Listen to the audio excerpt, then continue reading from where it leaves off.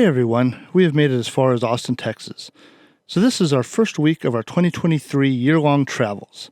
Just a brief overview of who we are and what we do.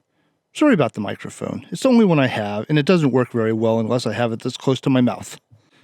We sold our house at the beginning of 2022 with the idea that we would travel full-time.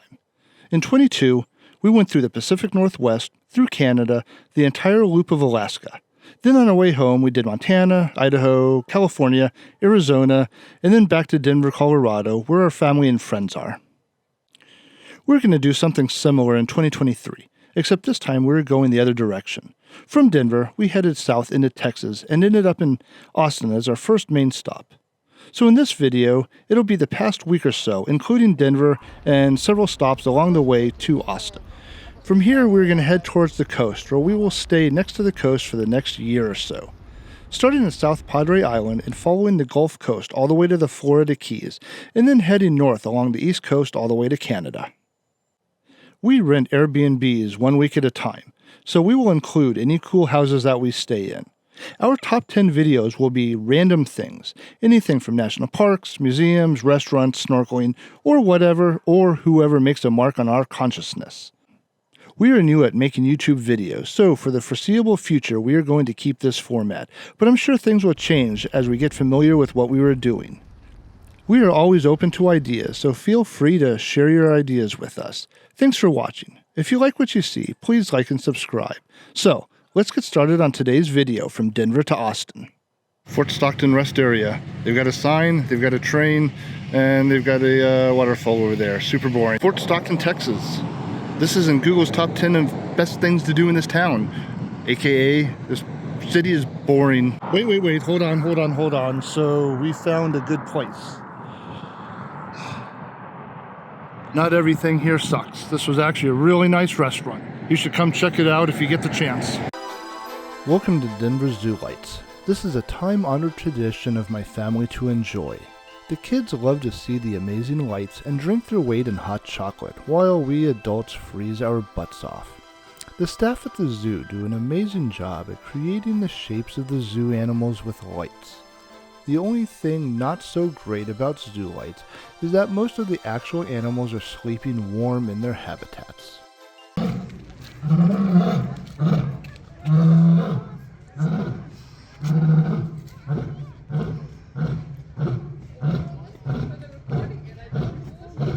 He's hacking up a hairball.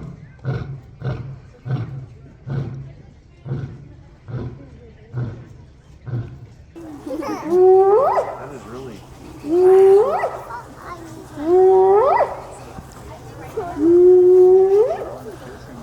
I've heard a laughing hyena, never a howling hyena. There they go. They run around like crazy.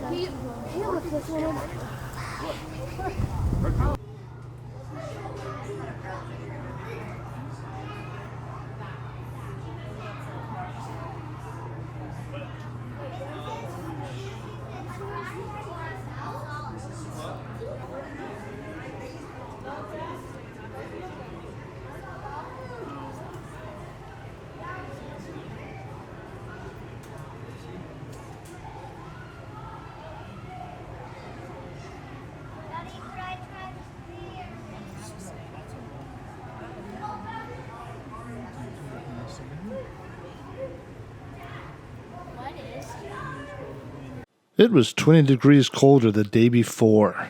Insane. So we decided we needed an activity that was indoors, that was not located at the house. We have never tried axe throwing before, and I gotta say, this is some of the most fun we have ever had with our clothes on. That's what he said. Sorry for all the voiceover. There's music playing in the background that I don't want to get a copyright strike for. Took a while to get the hang of it, but once we did, it was great fun. I thought it would be all muscle and slam the axe into the wood as hard as I can. But, on the contrary, it was very delicate. That surprised me a lot.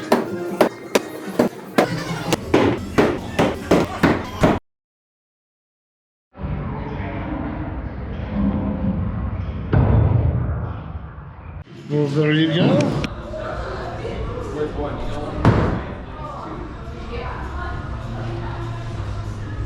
Out, I didn't get anything.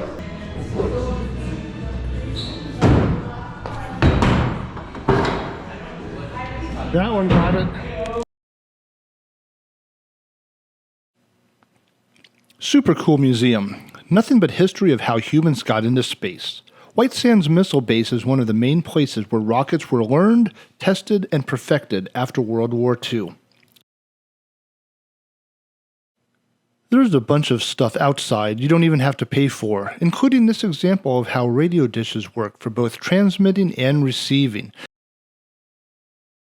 Can you hear me? You can whisper into the ring even on a super windy day like it is today, and you can hear the other person perfectly when your ear is next to the ring. Once inside, your senses are assaulted with so many things we can't even show you half of 1%. Not only is there history, but there are artifacts that were actually used in space.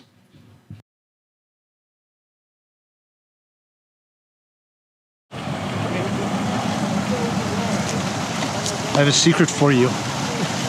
You know what a virgin keeper is?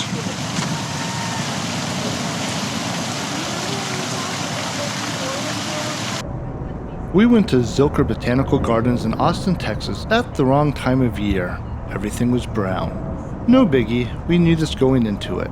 You can use your imagination to figure out what it would look like in its prime season. Really is a pretty cool place. Was disappointing though from a different point of view. The gardens look like an embarrassing neighbor who never takes care of their house and is bringing the neighborhood down. There were weeds growing out of the rocks, leaves and pine needles floating in the ponds, which in turn were filled with algae. It is sad. These gardens have so much potential. It's unfortunate that we will be on the other side of the country when it will be at full bloom. Isn't it normally easier to keep something clean than to let it go and then clean it all at once for spring? I don't know if this is how they work, or they just don't have enough employees. Just don't know. Just hard not to judge when there is so much potential that is not being implemented. Everybody's seen these before, but have you ever seen them this big?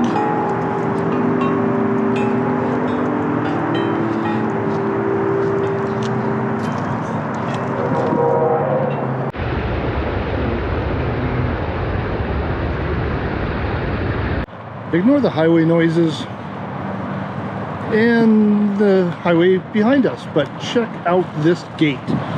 Holy cow.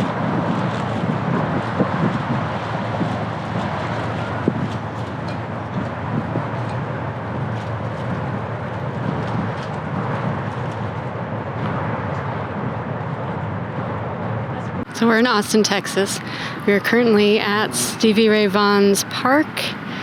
Eric is going to give you a little tutorial about doing night camera work. So we're in Austin, Texas. We just went on a haunted ghost tour, and that was actually really cool.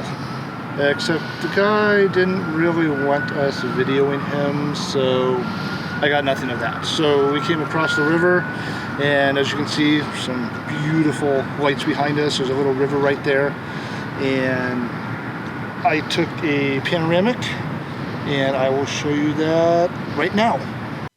Making a panorama can be used for many reasons. Artistic, more resolution, or your lens just is not wide enough. It's really easy once you get the hang of it.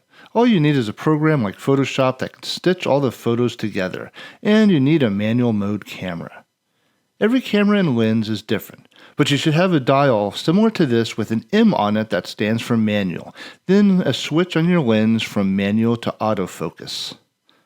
You don't need a tripod, but it definitely makes things much easier. First, get your focus set up. Then, set up all your manual settings and you're ready to take pictures. This panorama was about 12 separate photos. You probably don't need that many, but it is always better to have too many than not enough. As you pan the camera, you want the overlap to be between about 50 to 30%. If you want to try this and you need some help, let me know. Or, there are so many videos out on YouTube that can help you out in much more detail. We had a lot of fun taking this picture after our fun haunted Austin tour. And now on to the next in the list. Hey honey, can we get barbecue tonight? I'm hungry. Sweet. I found a place not far from here called Valentina's Tex-Mex Barbecue. This way.